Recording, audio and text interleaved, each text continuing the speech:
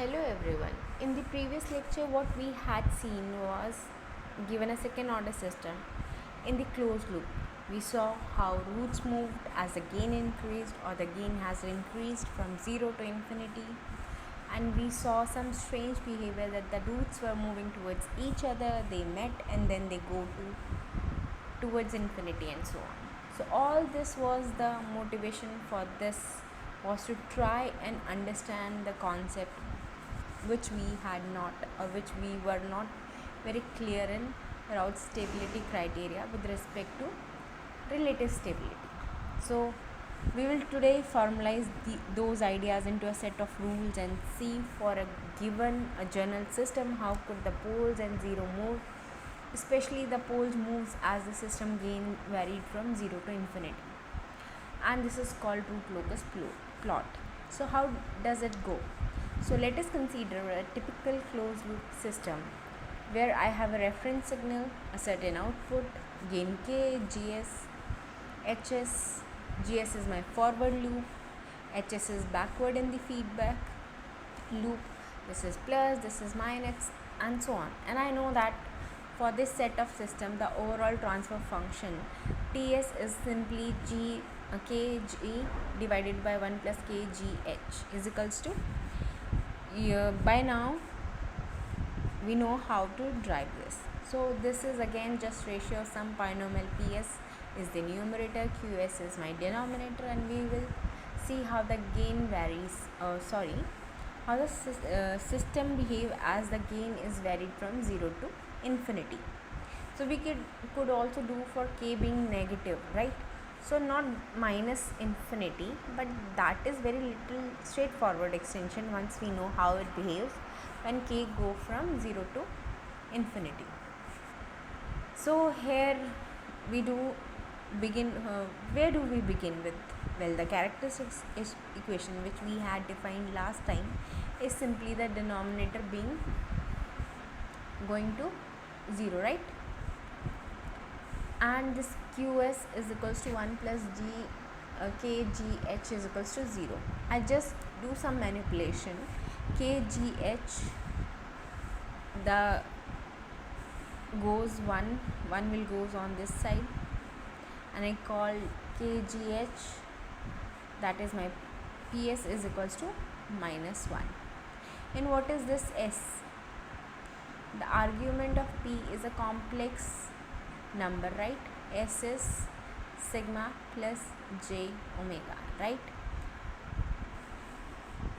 When we draw this in complex plane, okay, so s equal to sigma j omega, ps is also a complex number, so s is a complex variable of ps. So this is my j omega, this is my sigma. Okay, so this is minus 1. So can minus 1 can also be then written as a complex number, right? So with this guy, so I can split this complex number into its into its magnitude and angle, phase angle. So according to this guy, can be split into its own magnitude, that is 1, and phase. We will see what is this exactly look like, right, in terms of magnitude and angle. So what does it means, right? So this form here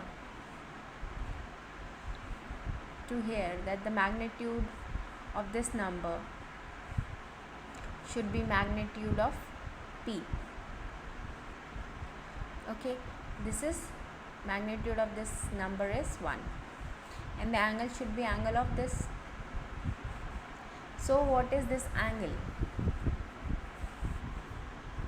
So this angle is 180 degree. So in a way of odd multiple of 180 degree. So for odd multiple I am using this. Means at each odd multiple its value will be minus 1. Okay, so what does this means?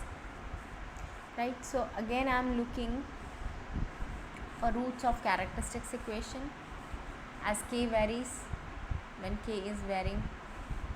So how does I test if a particular point S0 is a solution of equation? I'm just finding solution of this equation.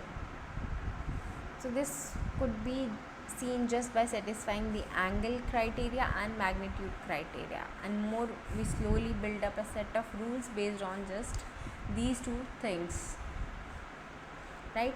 And slowly you will realize that what we do in the rest of course of most of the course which is pending is for now or on is just analyze complex number, nothing much.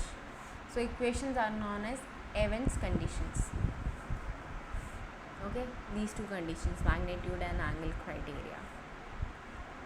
So a system with a loop transfer function of form KGH is again can be written as K, a set of zeros, a set of poles where n is greater or equals to m.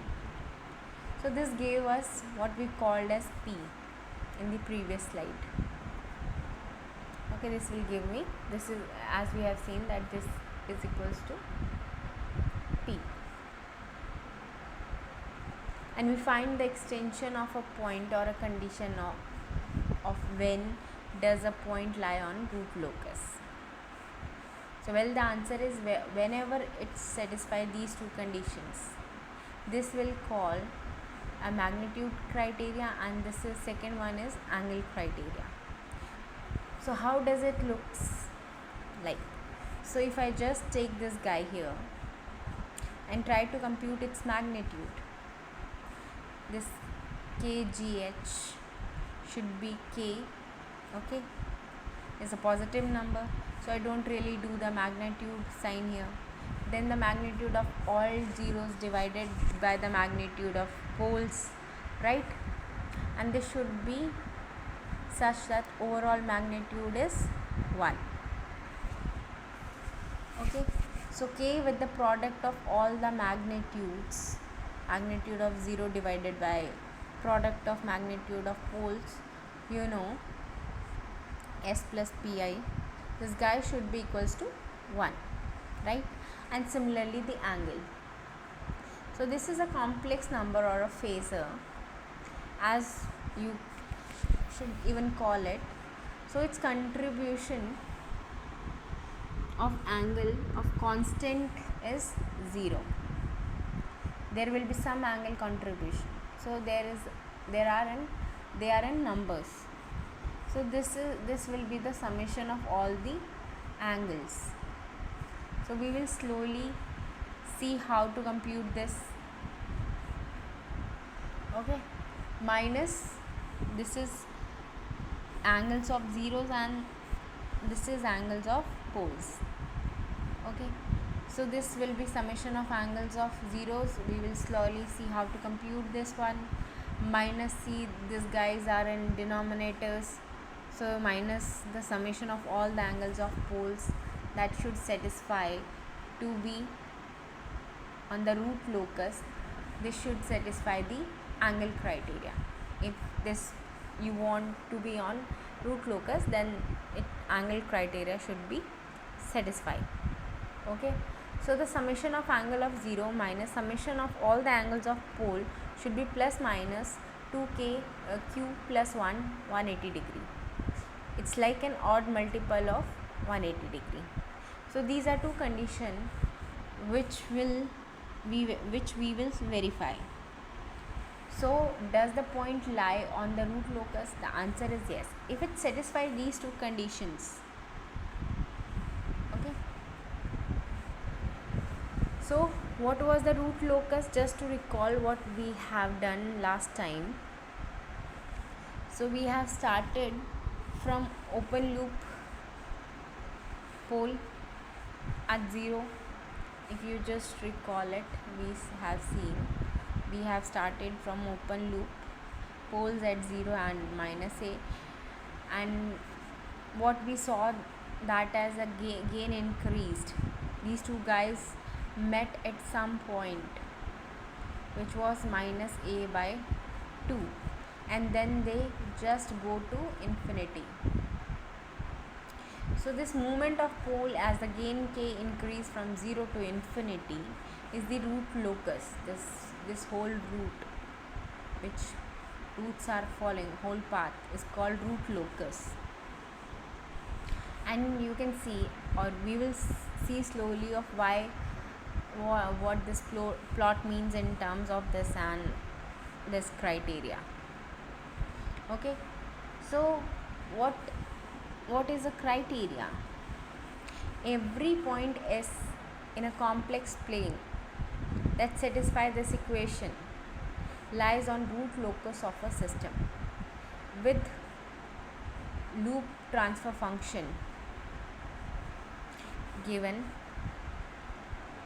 this, right? So in this I am just looking at open loop transfer function, right? So how does then the magnitude criteria simply behave? So for here k is, so this guy will go to, that guy will go to from here. If I am calculating k value, this guy will go to denominator, this will go to numerator. Okay, so k is the product of all the magnitudes of all the poles and then zeros, right? So this should satisfy something like k should be such that these two things should be satisfied for any root to lie on root locus. And let's see what this means, right? So in terms of example, so I have k gs hs is equals to k s plus 2 by s plus 1. So give me, let me draw something, right? So I just mark my poles, which one is at 0 and -1 from this equation. If you will see over here, my one pole is at 0 and another pole is at s equals to -1.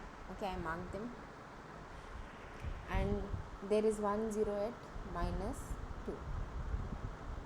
Now I say I gave an arbitrary point here, right? This guy. Now I see if gain increases, will this, as the gain keeps on increasing, will this point lie on my root locus?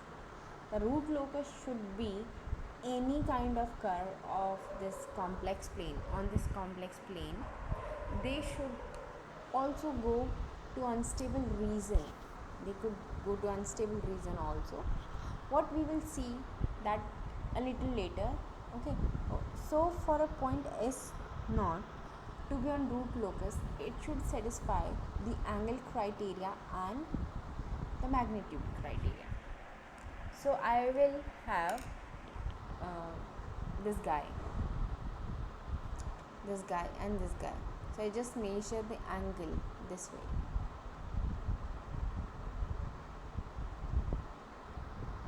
Okay, this is how it measures the angle of, this is 0 at -2, this is pole at -1, this is pole at 0. Okay, 0 is the numerator, so the angle of this guy is minus the angle of these guys. Okay, so all this should be, should satisfy this equality. So this is my 0, this one is my 0 angle, this is also, this is 0 angle, this is pole angle, this is also a pole angle. Okay, so this should satisfy this equality. Similarly, k should satisfy this guy, the magnitude criteria. Okay, similarly k should satisfy the magnitude criteria, so the summation of this magnitude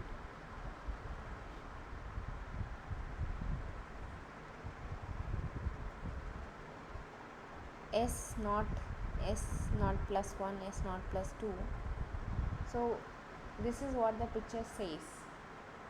So if I just redraw it, so this A should be the distance from pole from my desired or the point which I am testing, and if it is a root locus, this A, similarly minus 1 is it is at B and minus 2 at C.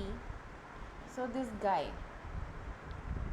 I'm just putting the magnitudes value or the distance value, so it is A B by C. So if these numbers satisfy the equality, then the point is on root locus together with satisfying the conditions. So then these are the corresponding angles. Okay, so these two conditions are necessary condition. Now we will start with first rule, right? So whenever we draw a root locus, well, what we are interested in, so let's just recall the earlier example we did. So I had one pole at 0, another pole at minus A. The root locus is this guy move this side, this guy will move this side, then they will go to infinity. Okay, the first thing is that root locus is symmetric about real axis. Okay, the root locus should be symmetric about real axis, and the number of branches is equals to characteristics equation is equals to order of characteristic polynomial or the number of poles of the open loop transfer function. Okay, or number of poles of GS HS. Okay, so what does it means? So first this is the root locus is such that it always give me a location of poles on different value of gain. I will just redraw the root locus. One is at 0, one is at minus A, so it is like moving like this.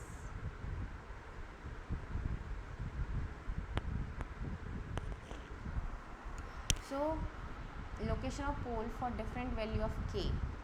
So if this is the pole here, there is always a pole here because all root exist in complex conjugate pair.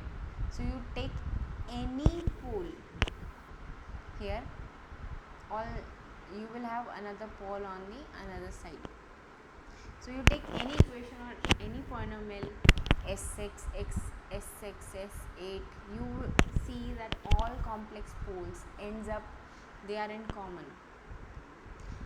Okay, they come across a complex conjugate pair, they just be no pole here, right? Suppose you are having a no pole here, we can say if there is a pole here, they already be pole here. If there is pole here, then it doesn't matter, there is a pole here. So there will be a pole always, poles will be in conjugate pair. Therefore root locus, these roots should either be real, they should either be imaginary or complex conjugate, right? Then if I just look at this thing, okay, this pole is here, this pole is here, then I can say that whatever happen, it always will be symmetric along the real axis. This is my real axis, so the poles are always symmetric to my real axis. So the first thing is root locus is symmetric about the real axis, or in another word, it has taken the positive half here. I just put a mirror here and this guy will just be mirror image of this guy, right? So how many branch will root locus have? The root locus will have number of branches that is equals to number of poles. It will be equals to number of poles, right? So here I have two branches, right? One branch come from here, one branch come from here. Okay, so in that graph one branch was coming, I was having two poles, so one branch was coming like this, another was coming like, so it was going like this and this was going like this. So I was having two branches. So what decided whether that guy, why is this guy going here,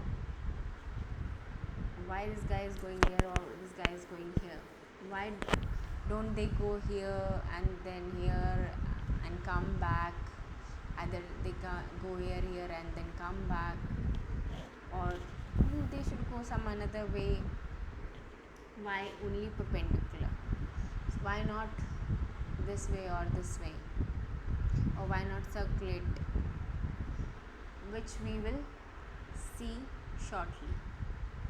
Okay, why it is not happening.